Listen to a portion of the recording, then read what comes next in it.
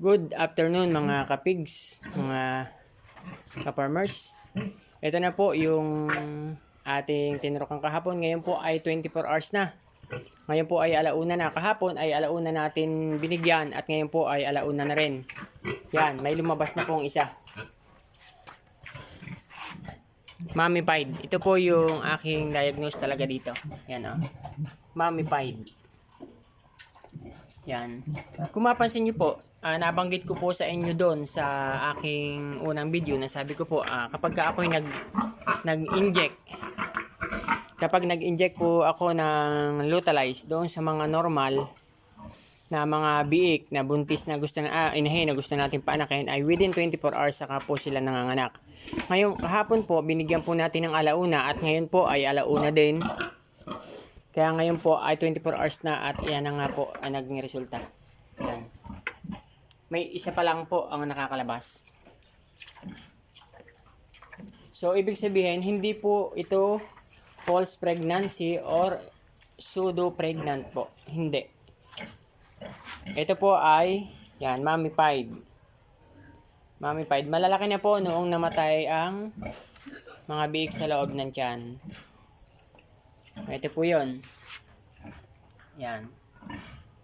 Doon po siya nagsasabi na bakit daw naman po pinabot ko ng 1 month. Gusto ko pong klaruhin uli. Kasi kung ito po ay, kasi baka daw po mapahamak ang baboy.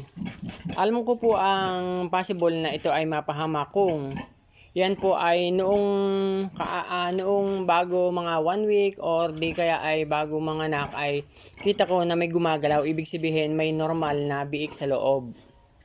So, yun ang mahirap pagka hindi po agad na palabas pagka overdue na. Dahil lalaki po ng lalaki yun at pwedeng mapahamak nga yung inahin sa pag-anak. Ngayon, dahil alam ko naman na walang gumagalaw sa tiyan, ibig sabihin, ito po ay possible na maliliit pa lang, nawala na ng buhay. Yan na nga po ang nangyari. Yan. Iisa pa lang po yan nakakalabas sa ngayon. Kaya hindi po yan delikado dahil yan po ay ilalabas. Kung ito po ay hindi po natin nabigyan ng Lutalize, yan po ay ilalabas din yan kapag mga malapit na po siyang maglandi. Base po doon sa aking isa na yon, yun po ay binili ko. Yung isang nakadapa na yun, tingnan po natin.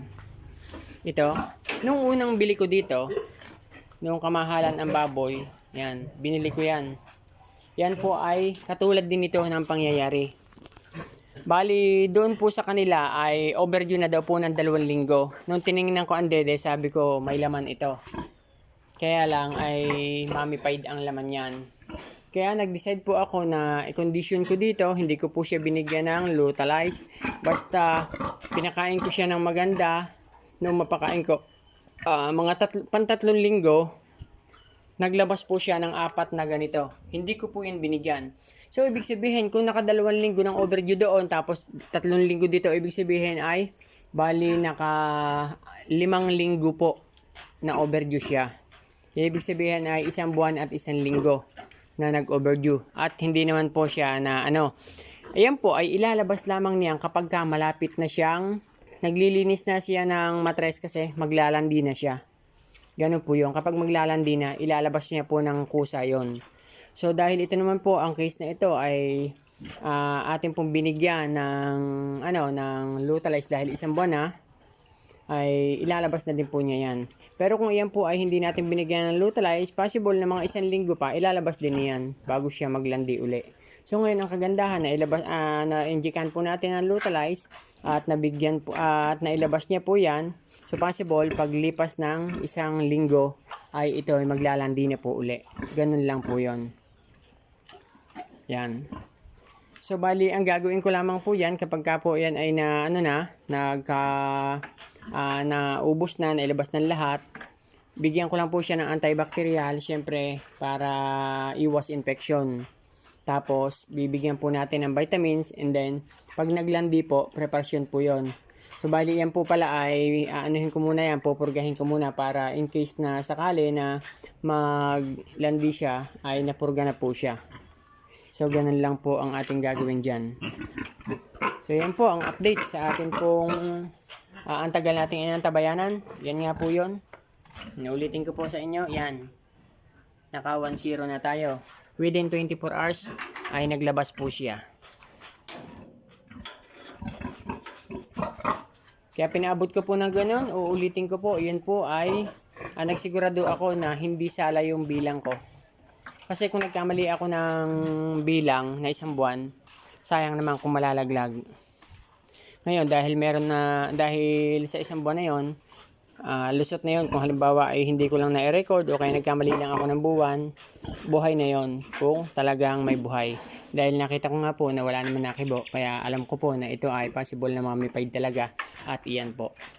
So yun lamang po ang update dito po sa ating baboy, at sana po ay pagka po ganito ang pangyayari ng inyo ay huwag niyo pong ibenta agad, sayang naman po. Hayaan niyo pong lumabas muna lahat na ganyan, tapos bigyan ng antibiotic, purga, vitamins. Pagka naglandi, bigyan niyo po na isa pang pagkakataon. Ang tawag po dito ay yan, mamified yan. Hindi po yan yung buntis hangin o kaya yung tinatawag na false pregnancy, pseudo pregnant. Iisa lang po yon. Pero hindi po ito yon, yung kasong yon.